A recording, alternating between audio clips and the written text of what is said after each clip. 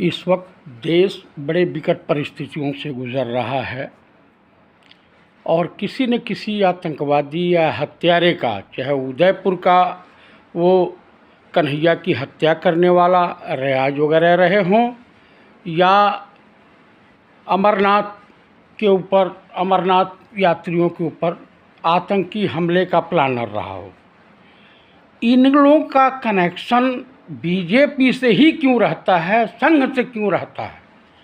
किसी बिरादरी का हो। आप बताइए, नुपुर शर्मा के बाद किस परिस्थितियों से देश को शर्मसार होना पड़ा? हमारे माननीय प्रधानमंत्री के सामने कितनी बड़ी कठिनाई आई। कम से कम भाजपाई और संघियों को सोचना चाहिए, समझना चाहिए। भाजपा जिस तरीके से महाराष्ट्र की सरकार को धराशायी किया है, मध्य प्रदेश की सरकार को, कर्नाटका की सरकार को, ये बड़े शर्मनाक तरीके से लोकतंत्र की हत्या की गई है। और भाइयों, मैं एक बात दावे के साथ कह सकता हूँ कि ये देश आर्थिक रूप से लगभग दिवालिया हो चुका है। सिर्फ औपचारिक घोषणाएं बाकी रह गई हैं। माननीय प्रधानमंत्री को कुछ करना नहीं है। इनको जो है देश की संपत्ति अडानी अंबानी के हवाले करनी है। और गृह मंत्री अपने दामन में नहीं देख रहे हैं। माननीय राहुल गांधी जो भी कहा, उन्होंने भविष्यवाणी की, वो देशवासियों के सामने नज़र आने लगी। अभी भविष्य में कम से कम अगर अडानी भी विजय माल्या और ललित मोदी वगैरह के तरह से देश छोड़ के भाग जाएगा, तो मैं बता रहा हूँ कि बैंक जो है, इस देश के तमाम बैंक दिवालिया हो जाएंगे। देश के पास इस समय कुछ खोने के लिए बचा नहीं है। रेलवे का किराया बढ़ा दे रहे हैं और इनको हिंदू मुसलमान, भारत पाकिस्तान, मंदिर मस्जिद के अलावा इनके पास कोई रास्ता नहीं है। विकास के मुद्दे पर मोदी सरकार या संघ परिवार बात करने लायक नहीं बचा है। और इसके साथ ये मान लिया जाए, देशवासियों को ज्ञान होना चाहिए कि जितना इस देश का विकास हुआ है, कांग्रेस की गवर्नमेंटों में हुआ है।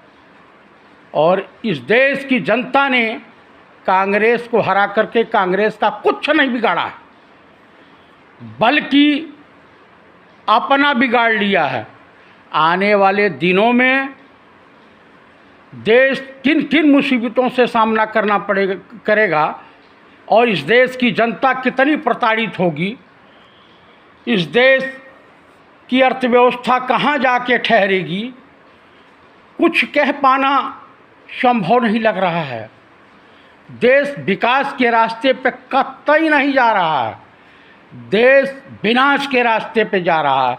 हमारी आने वाली पीढ़ियाँ के दिमाग में ये आतंकवादी मीडिया संगठन जो हैं, जो भाजपा से रिलेटेड हैं, जो अडानी या अंबानी के जो है मीडिया सेंटर हैं, चाहे वो जी न्यूज हो, ये जितनी भी फेक न्यूज़ चला रहे हैं, ये देश को भुगतना पड़ेगा और देशवासियों को भुगतना पड़ेगा।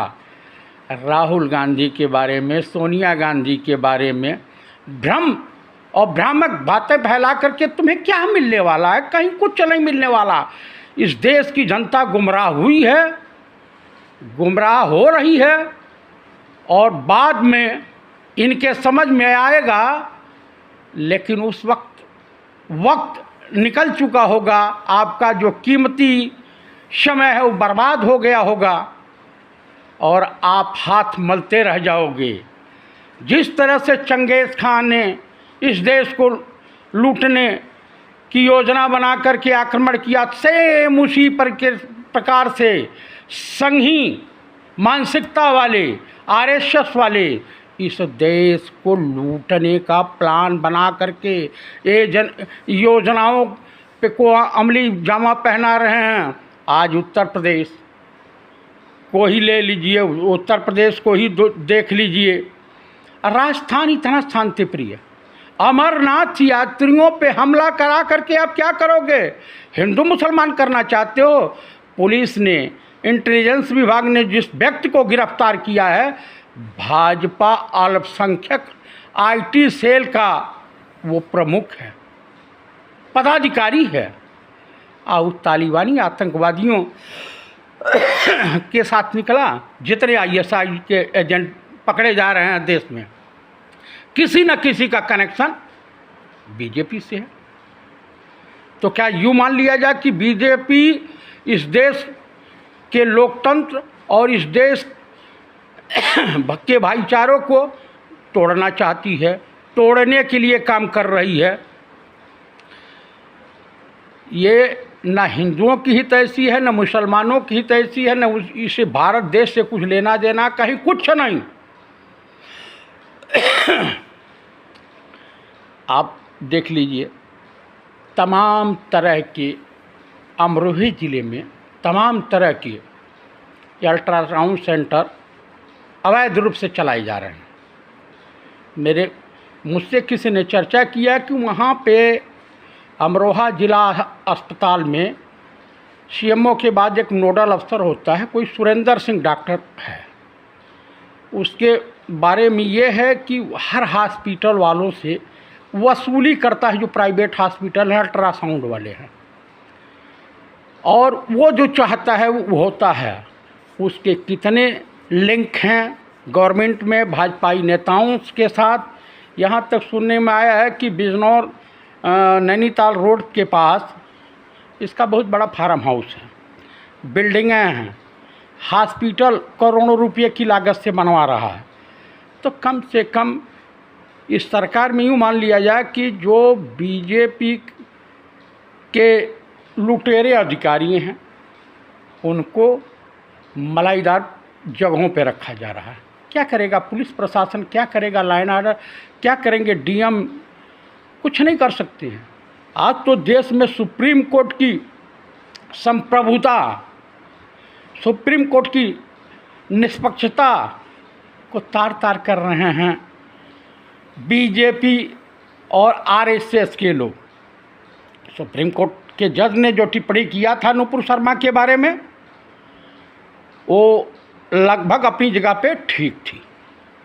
इसलिए मैं देशवासियों से अनुरोध कर रहा हूँ, अपील कर रहा हूँ, कृपया अपने भाईचारे को बना के रखें, किसी की बहकावे में मत आवें। ना हिंदू खतरे में है, ना मुसलमान खतरे में है। 2024 में लोकसभा जो होने वाली है, भाजपा और संघ परिवार की अस्मिता खतरे में है। और देशवासियों सबको हमारे देश की युवा पीढ़ी का ध्यान रख करके उनके रोजगार के लिए आवाज़ एक साथ उठानी पड़ेगी। मोमेंट होगा सड़क से संसद तक, तभी इस देश के युवाओं को, बेरोजगार नौजवानों को रोजगार मिल सकता है। जब गांधी परिवार की एक होनहार नौजवान मेंबर ऑफ पार्लियामेंट माननीय श्री वरुण गांधी जी अपनी पेंशन, तनख्वाह सबका परित्याग कर दिया है, तो देश के तमाम सांसद, राज्यसभा सांसद, मंत्री, MLA, MLC, इन सभी लोगों को वरुण गांधी जी का अनुसरण करना चाहिए। तब ये देश मजबूत होगा, तब इस देश के लोगों के साथ न्याय होगा। इसी के साथ जय हिंद, जय भारत।